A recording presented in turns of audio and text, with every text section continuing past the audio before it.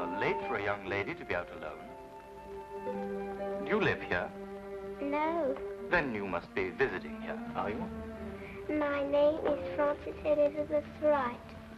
I live at 67 Tivoli Road. I'm lost. Oh, you're lost. Could you take me home, please? I'm afraid. I should say I will. Come on with you.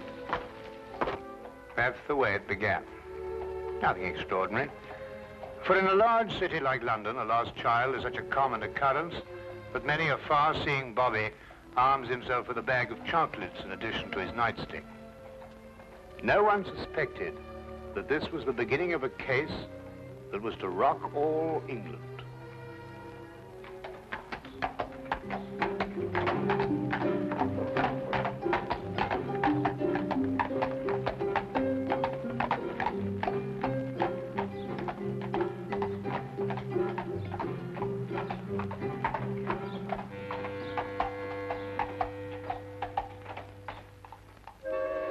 All right, if you insist. I know this man isn't going to do us any good. But what's the use of talking to you? Just as stubborn as your mother. I suspect we're having visitors. Oh, really? 23 and 27.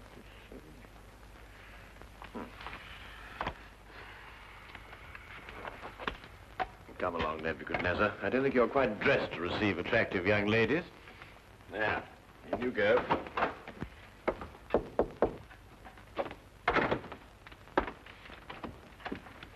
Won't you come in? Mr. Holmes, Sherlock Holmes. At your service, sir. Martini. George Martini is my name. This is my daughter, Margaret, who is of the stubborn opinion that you can help her. It will be a privilege, sir. Oh, may I introduce my very good friend, Dr. Watson? How do you do? How do you do, sir? Oh, yes. Won't you sit down? Oh, yeah, I'm so sorry.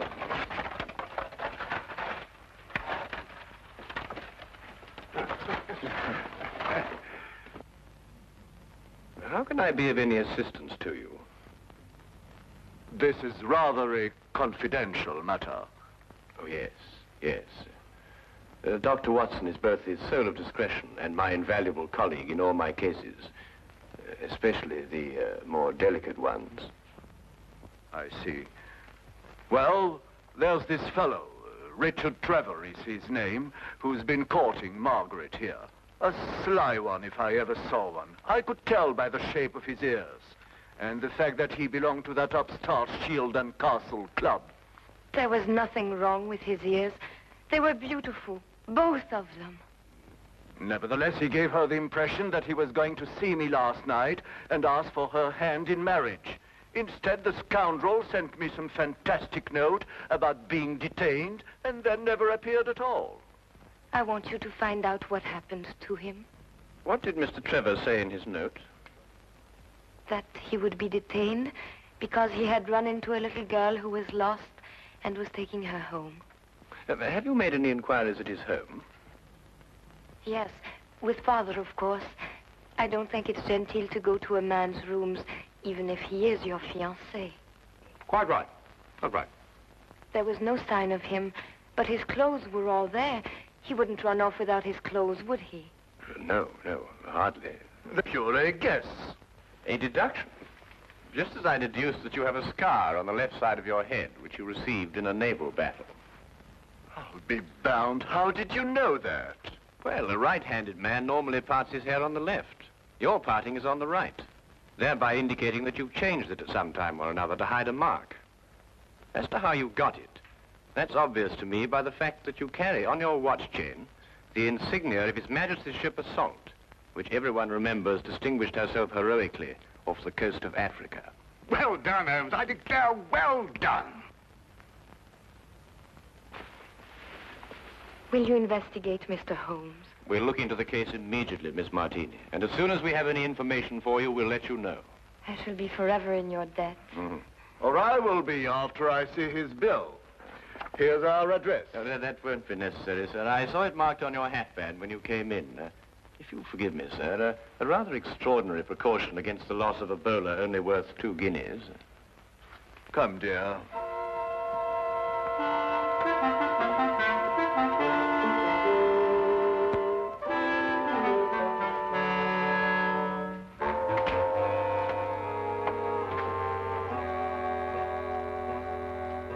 Not long after moving in with Sherlock Holmes, I had come to the conclusion that his mind was as organized as his housekeeping was not.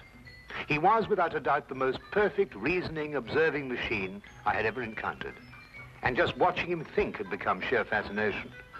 I tried to put myself into his brain now and deduce what had happened to the missing Mr. Trevor. Did it occur to you he might have had an accident and even now be lying in a hospital at this very moment? You, being a doctor, would think of that. But if that were the case, surely the hospital would have informed someone by now. Maybe he skipped off and left her then. There's no guarantee he won't come back for his clothes or have them sent on to him. I'd grant that if he hadn't sent that note. A man deserting a girl isn't likely to send a note at all.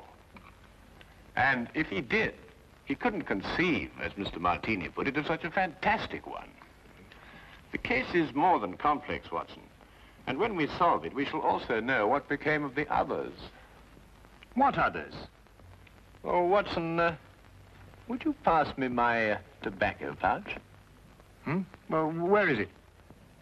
It's in the toe of the Persian slipper, under your chair. All right. There you are. Oh. Thank you, Watson. Now, what others? Well, it's come to my attention during the past 2 weeks that 7 men have disappeared, totally evaporated from the face of London. They had no reason to run away, every reason to stay. Trevor fits perfectly into this fabric. You mean then that there's more in this than just the disappearance of that young lady's fiancé? Unless you accept 8 consecutive coincidences.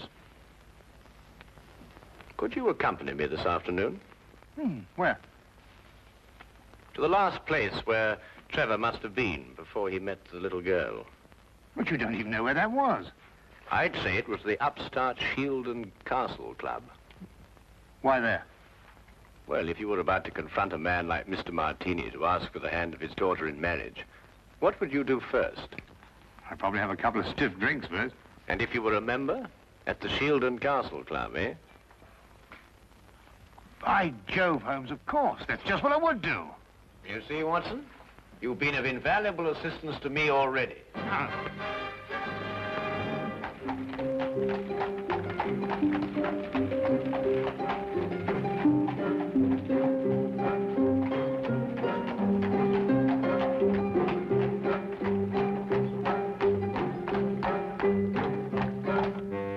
But you must tell us if he was here last night. He's missing. We're trying to find him.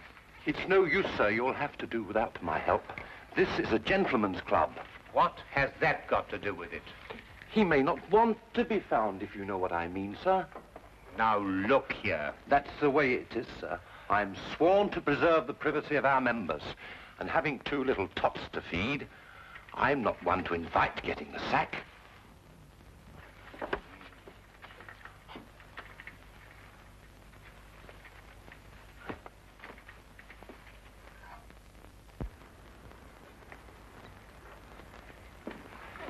I say, where have you been? This is meant to be your case, you know, and I've been doing all the investigating. Yeah, do you know that Trevor was here last night? How do you know? Well, to my utter amazement, one of my keys fitted the door to the office.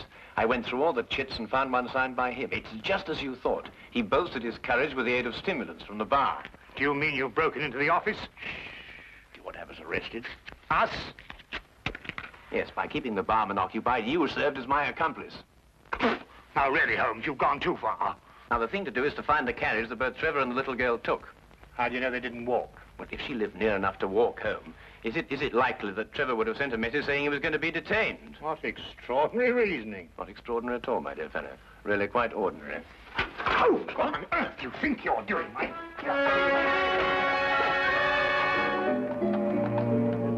Finding the cabbie who picked up Trevor and the little girl was a matter of stationing ourselves at the hack stand outside the Shield and Castle Club and doggedly questioning every driver who stopped there. One finally remembered the pair, but owing to brisk business that night, could not be at all sure where he set them down. The address he brought us to was a guess, and from the looks of it, a very bad one. Well, I think we're on a wild goose chase. Doesn't look as if anyone lived here for a long time. Do you realize these papers are at least a week old? Well, then the cabbie made a mistake. He's brought us to the wrong address. Do you know, without very much difficulty, I think I might be able to... Holmes, please, not again. You good fellow, and keep a good lookout, will you? Look, Holmes, this is housebreaking. We can go to prison for years for this. You can't just go opening doors all over London just because... Oh, Holmes, look, there's somebody coming. Just stand in front of me and behave quite normally, eh?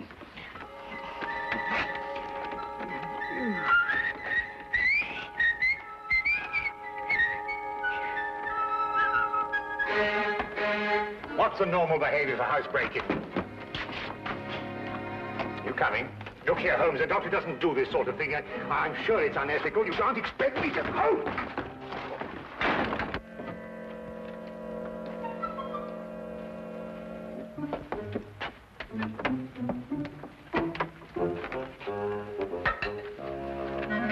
What are we looking for? I'm not quite sure yet. You won't find anything here. You said yourself the house has been unoccupied for the last week. Thieves in the night, that's what we are. A child's been here recently. Oh, what makes you think that? Do you remember as a youngster, Watson, penciling in moustaches on the faces of the advertisements? I suppose so. But what's that got to do with it? When I looked at those newspapers outside, I noticed that someone had penciled in a handlebar moustache on a woman advertising headache powder. I'd assumed that a child did it. More than that, since the papers were only a day old, I'd also assumed that a child has been here very recently. Why should the child bring Trevor here to an unoccupied house? That, Watson, is the core of our problem. Excuse me a minute. Huh? Oh.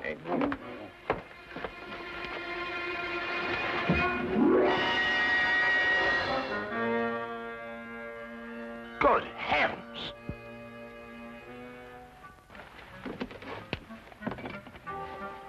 Trevor? Fairly safe assumption, Watson. Yes.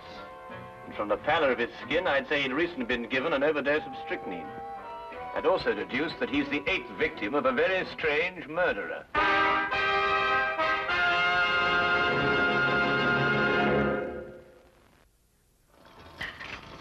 Dash the tea, Holmes. I'm waiting for some word from you. About what? Well, about the murder. Ever since we got back here, you've behaved as if nothing had occurred. And yet I'd wager anything that you're hot with some theory as to who's done it and why. I'm afraid we've run out of Indian. I think we've got some china, if I can find it. My guess is it's a cream passionnel. Are you ruling out the robbery motive? Trevor was left without a shilling. Oh, that's just some sort of a smokescreen. After all, Good heavens, Holmes, what on earth do you think you're doing? Look, snake poison. Oh, no, don't be silly, Watson. It's China tea. Disregard the labels. I ran out of tin. Here, are you sure? Yes, I'll stake my reputation on it. You'll get to you, that is. Rather late for a caller. Good evening, Dr. Watson. Hello, Sergeant. Ah, hello, Wilkins. Good evening, Mr. Holmes, sir. I've got a message for you, sir, from Inspector Lestrade. A welcome addition to the day. A message from the good inspector. We've found another corpse, sir. It was in an empty house in Hammersmith this time. The facts are still the same. Robbery and strychnine poisoning. Oh, is he one of the 7 who disappeared lately? Yes, sir. How did you know? Well, I suspect that the other 6 will end up in unoccupied houses before very long. I think you'd better carry out a search in every unoccupied house in London. But this is July, sir, and everybody's away on holiday. The number of empty houses must be hundreds. Well, it's that, or wait until September, when everyone comes back and finds his own corpse. It'll be a very unfortunate situation for the good inspector. To say the least, sir. I'd better give the inspector your advice, sir. Yes, you must let us know what he says. That might be rather embarrassing. Good night, Mr. Holmes. Good night, Doctor. Good night. You know, Holmes, you were right. Trevor's disappearance was linked with the other 7. But what kind of fiend can be at the bottom of it? Well, we'll know more about it when we return from Brighton. Brighton? Yes, unless you'd rather not pursue this any further. There's a 6:10 train leaving in the morning. 6:08. Why Brighton? Because that's where R.J. Cookson lives. The place is R.J. Cookson. He's the man who owns the house in which Trevor was killed. How on earth did you find that out? Oh, no, never mind. It is tea, isn't it? Yes. Oh, I thought it was.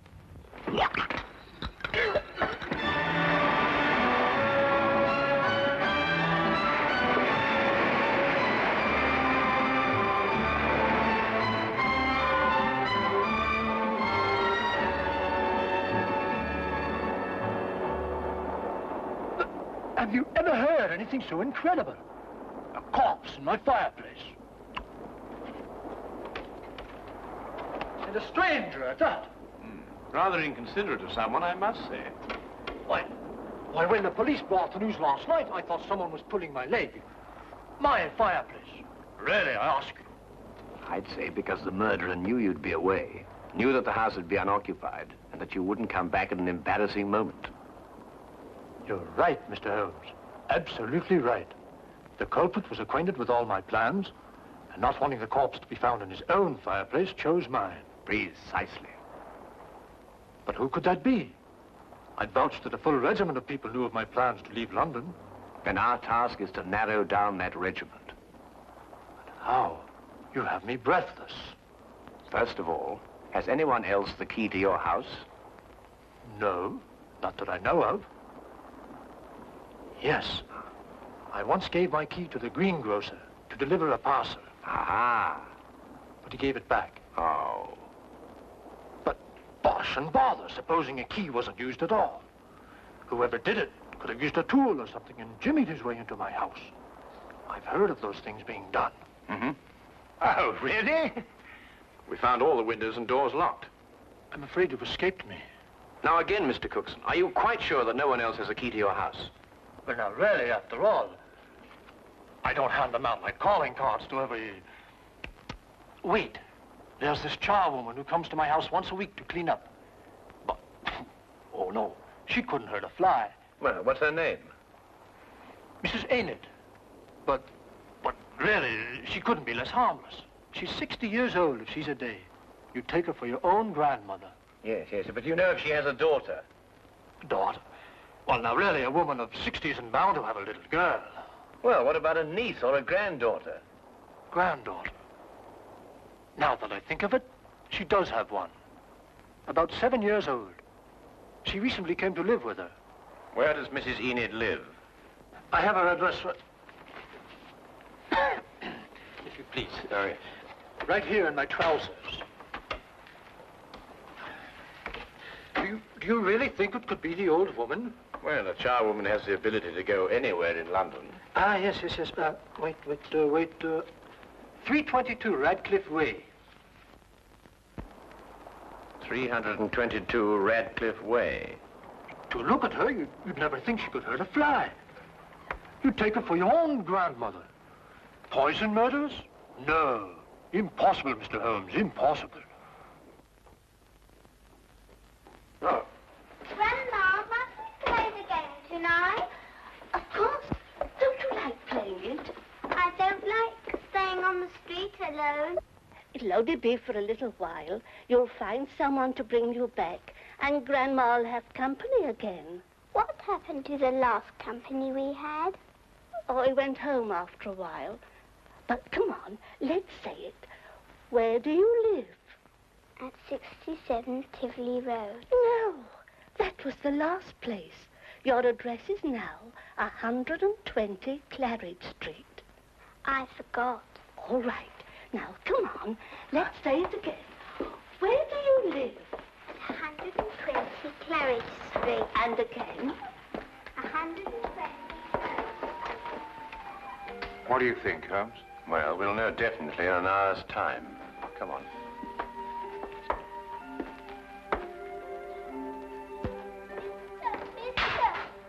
Oh, hello. Well, it's pretty late for a little girl like you to be out on her own. What's your name? My name is Frances Elizabeth Wright. I see. And where do you live? I live at 120 Claridge Street. I'm lost. Oh, dear. That would mistake you home. Come along, then. You must come in and try some of my divinity fudge. It's the least I can offer you for your kindness in bringing Francis home. Well, that's very kind of you, but really I ought to be getting along. It's just been made. Delicious. You'll make an old woman very happy if you'll try the first slice. Oh, very well then. I am rather partial to divinity fudge. Francis. Thank you.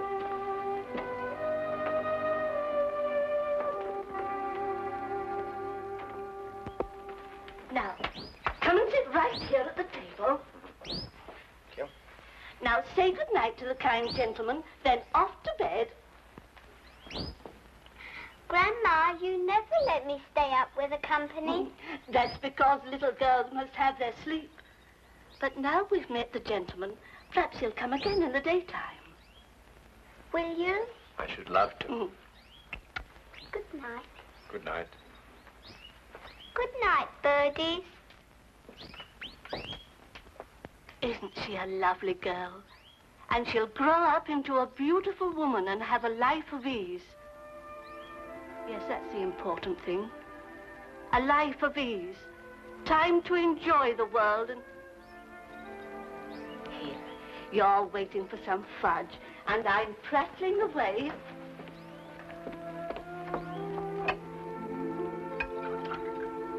Here it is. And a glass of cold milk to go with it.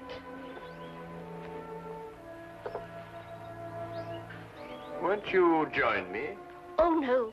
My doctor would never permit it. I only prepare this sort of thing for people who drop in, like you. I see. Smells very good. If I have one speciality, it's divinity fudge. You'll find it heavenly.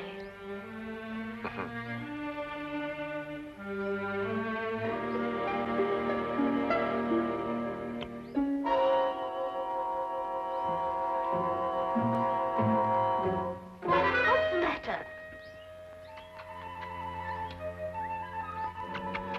Nothing. I just wanted to give the birds a bit first. Don't!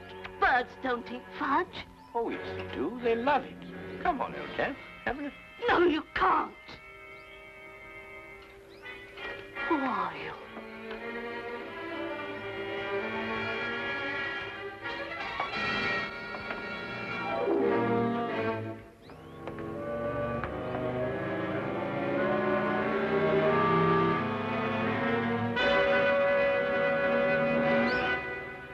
I'll take that, Mrs. Enid.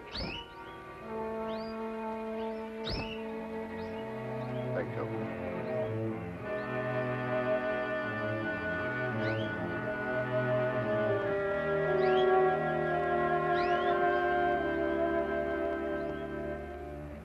I needed money for the child.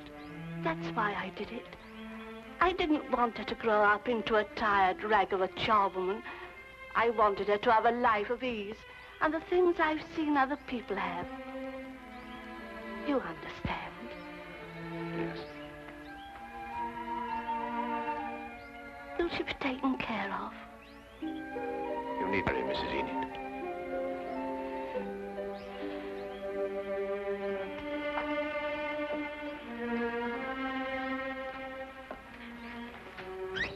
I wish now I hadn't tried to poison you.